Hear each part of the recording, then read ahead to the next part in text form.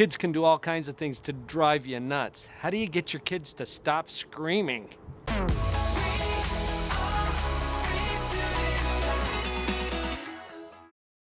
So way back in shrink school, I learned a lot about behavioral psychology. And I got to tell you about this because in one of my classes, behavioral psychology from Dr. Paul Robinson, I come in the first of the semester, I sit down with all of my colleagues, we're in a doctoral program, and he announces to us that our grade will be based on a final exam. The final exam will be taken by a chicken. And then he handed us a chicken, little baby chick. And my lab partner and I, Dr. Mark Norman, a neuropsychologist in San Diego, we both passed the class. We got this little chick and we had to train this chick over the course of the semester to perform certain tasks, to turn this way or to turn that way or to rotate or to peck a little disc in a box. We had to train it to do all of these things that were on the final. And if our chick failed, we failed. Well, we both passed the class, but I learned a lot of things from that chicken. Behavioral psychology is pretty simple. Simple enough that a chicken can learn these things. Now, your kids are very different from a chicken, but some of the principles are very useful as we try to answer questions like, how do I get my kid to stop screaming? How do I get my kid to start cleaning his room more? How do I get my kid to do his homework? All of these things can be tied back to some basic behavioral psychology principles that I'm going to share with you next. So, if you look at the board, there are two basic ways to change behavior. I've written reinforcement on this side of the board, punishment on this side. Now, punishment has kind of a bad reputation out there, but you're going to learn some things about punishment today that will help to bring that into perspective. These are simply two different ways to change behavior. On the up and down side here, I've put a green plus sign and a red minus sign.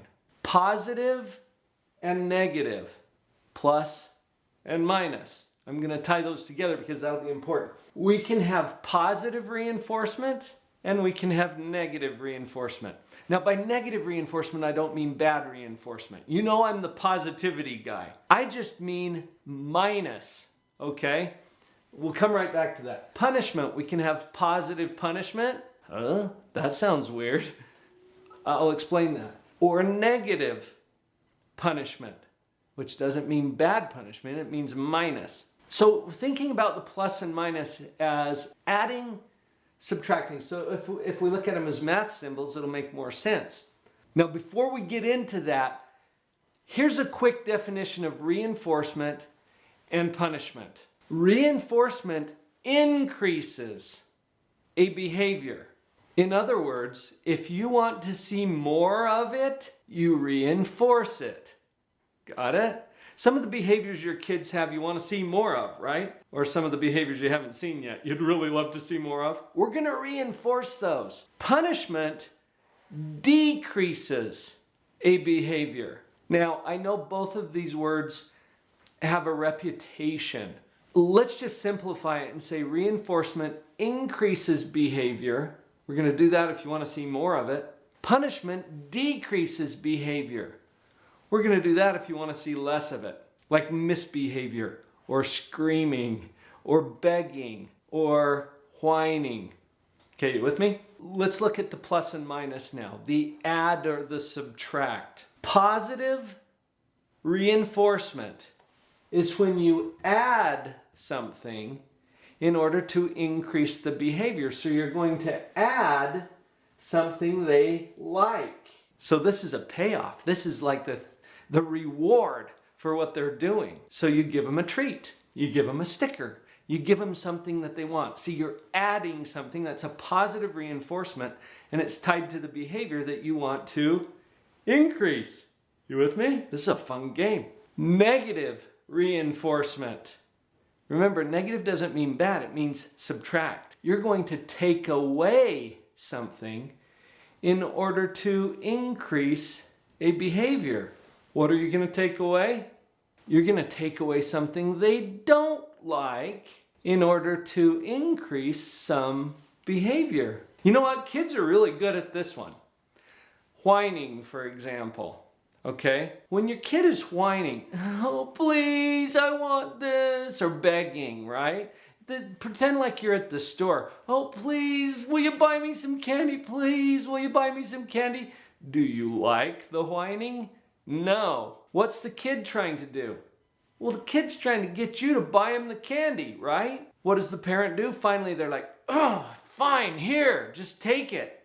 They buy him the candy. What does the kid do? Negative reinforcement. They take away something the parent doesn't like in order to increase the behavior of buying the candy. Brilliant! We can do it as parents too, but what we're taking away is something that the kid doesn't want in order to increase the appropriate behavior. Let's go over to the punishment side now.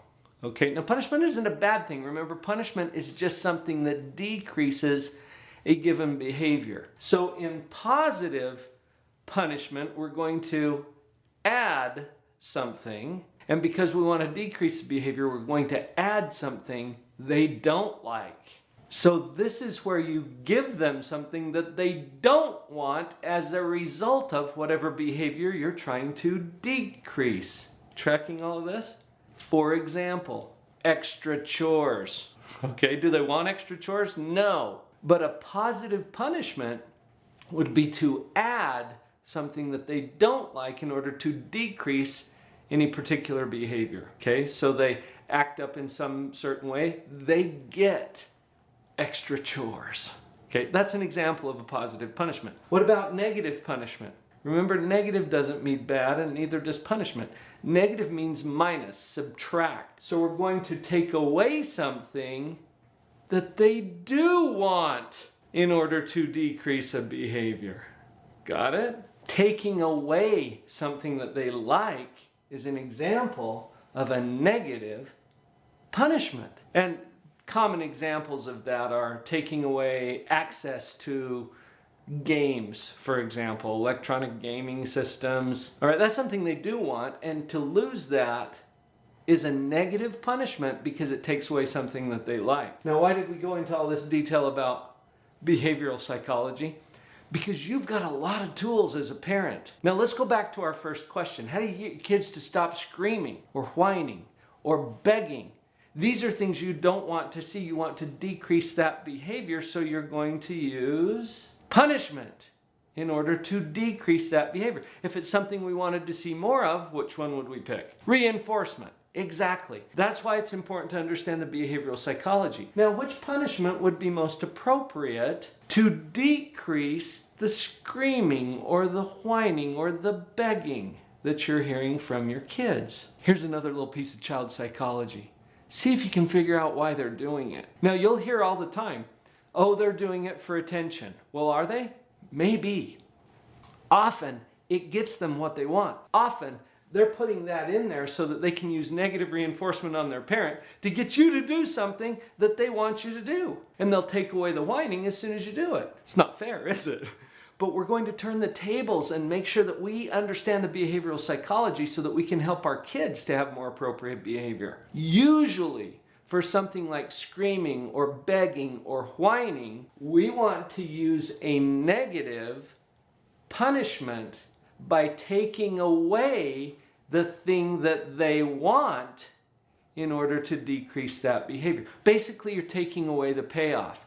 What if they're doing it for attention? You may have heard the saying, bad breath is better than no breath at all. And for kids, that's probably true. They want to have that attention, even if it's not positive attention. So taking away the payoff is what often is going to decrease that behavior. You take away your attention to it, you simply ignore it.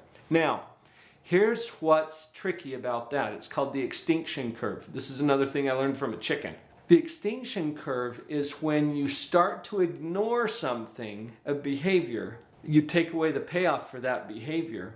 The kid's first thought is, oh my gosh, I must be losing my touch. I better turn up the volume. So they turn up the volume on you. It gets worse at first. What if you cave in right then and give them what it is that they want? Well, that's a reinforcement to them, they're getting something that they want, they're more likely to do that behavior again. You gotta outlast them on this. Sometimes that behavior will increase before it drops off. Be consistent, hang in there. You'll see that, yeah, it'll increase a little bit and then it'll drop off because they're not getting the payoff for that behavior. Hopefully that gives you a few ideas of what you can do about the screaming, the yelling, the whining, the begging. Behavioral psychology, that'll give you some good tools as a parent.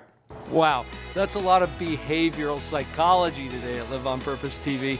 Hopefully you'll find that useful and maybe you know somebody else who would benefit from this. Please share.